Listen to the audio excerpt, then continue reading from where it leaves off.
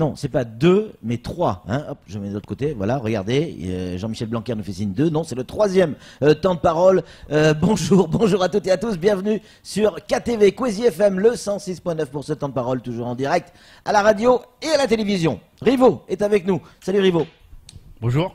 C'est la première fois, en tout cas moi, que j'entends un ministre de l'Éducation nationale la première fois que je vois un communiqué version audiovisuelle à destination du corps enseignant des Mahorais et des gens de Mayotte, en tout cas de Mayotte d'une manière générale. Est-ce que on peut s'en réjouir? Dites-moi oui une fois.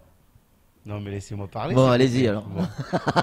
Il y avait les événements sur l'eau. Ouais. Silence radio. Ouais. Tiens, il y avait des mouvements de grève parce qu'il en parlait, il en a parlé. Silence radio. Ouais. En tout cas, pas de réponse comme on l'aurait souhaité. Et là, effectivement, on est surpris. Moi, je suis personnellement surpris d'entendre le ministre de l'Éducation nationale parler, s'adresser au personnel de l'éducation, aux chefs d'établissement et aux professeurs. Donc, il y a peut-être quelques-uns qui ont été oubliés. Ouais, bon, les professeurs des écoles, les instituts, quoi, en clair, vous voulez dire. Non, mais je me pose véritablement la question, pourquoi ces propos et à qui ils s'adressent? Mais vous l'avez dit. Non. Les professeurs des écoles, les instituteurs, je n'ai pas entendu parler. Ouais. Non, il n'y a pas de... Il faut savoir ce qui se passe aujourd'hui. Par rapport à cette histoire d'activité de séisme, en tout cas. Oui. S'il y a, pendant des épreuves de bac, s'il y a des secousses, et si véritablement l'éducation nationale, dans les établissements, dans les écoles, on appliquait jusqu'au bout, et à chaque fois, le processus, les consignes de la préfecture, les consignes de sécurité, eh bien, on risque, et je pense que c'est pour cela que le ministre est obligé d'intervenir, je pense qu'il y a, par rapport au bac, parce que pendant les épreuves du bac, si cela a lieu, et s'il y a une mesure de sécurité, ben, on risque de casser, Mayotte risque de casser le bac jusqu'à Paris. Vous comprenez? Donc, je pense que c'est pour cela. L'enjeu est là. À mon avis, mais peut-être que je me trompe. Peut-être que je me trompe. Mais aujourd'hui, s'il y a ce truc-là, ces secousses pendant les épreuves du bac, et si véritablement on est pointu dans les écoles et dans les établissements du second degré en matière de sécurité, c'est-à-dire quand on est au rez-de-chaussée, on évacue le maximum possible, le plus vite possible les salles de classe. Et quand on est à l'étage, on se met sous la table. Et quand ça finit, on sort. Si effectivement on appliquait les consignes, eh bien, il y a quelque chose qui serait annulé. Et selon vous, est-ce qu'il faut véritablement les appliquer à la lettre pendant les épreuves du bac? Parce qu'il y a quand même, il y a quand même, Rivo, une chance sur 2 que sur la période bac, il y ait des secousses. Non, je pense que j'ai vu le BRGM dire qu'il y a un ralentissement de l'affaire, donc peut-être qu'on n'ira pas jusqu'à là. Mais en tout état de cause, on avait posé le CHSCT, le Comité d'hygiène et de sécurité et conditions de travail, jeudi dernier était réuni, il y avait les spécialistes arrivés depuis la métropole, et on leur a demandé alors à partir de est-ce qu'on doit à chaque fois, par exemple on a eu 2 vendredis de suite, enfin 2 vendredis où il y a eu 3 tremblements d'affilée dans la matinée. C'est ça. Est-ce qu'on est tenu à chaque fois d'appliquer et systématiquement Mais alors la réponse oui. Oui. Et que effectivement, moi j'ai compris que la consigne est passée. Est-ce que c'est véritablement effectif? La question se pose. Alors comment on va faire? Quand je dis comment on va faire, c'est plus précisément.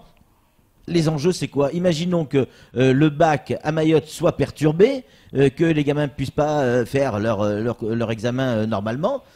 quelles conséquences ça va avoir sur le bac à Mayotte, mais aussi en métropole? Je me rappelle d'une fois où il y avait un cyclone ou un ouragan vers Tahiti. Il y avait un concours de professeurs des écoles de CRPE qui était prévu. C'est un concours national. Et ben, le concours a été obligé d'être reporté.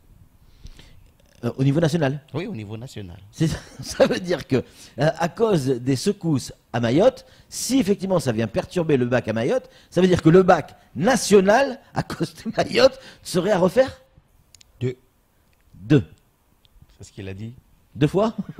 Je sais pas, mais c'est ce qu'il dit là. C'est incroyable. Sur la photo. Mais c'est ça le risque aujourd'hui. Ouais.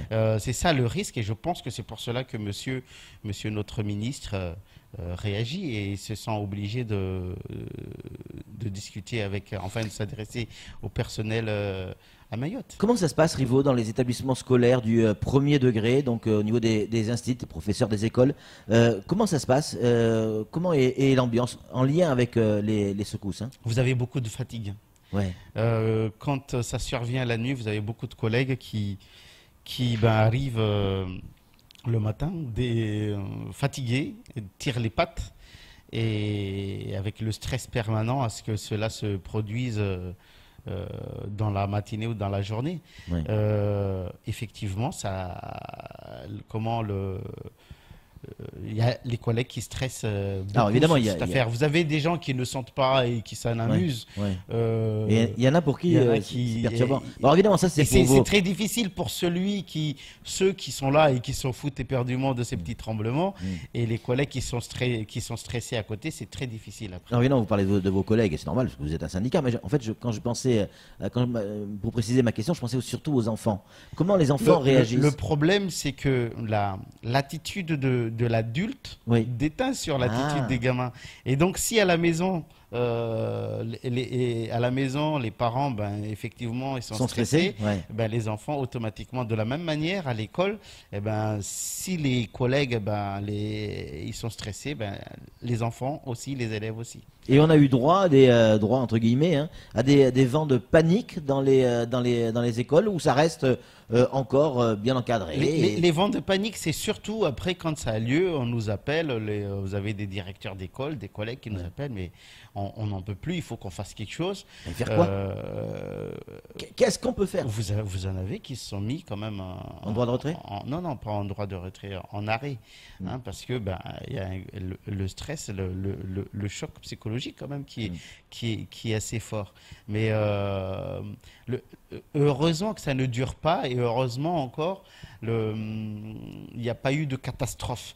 Mais vous avez des collègues qui sont effectivement dans des bâtiments où les fissures se voient de plus en plus.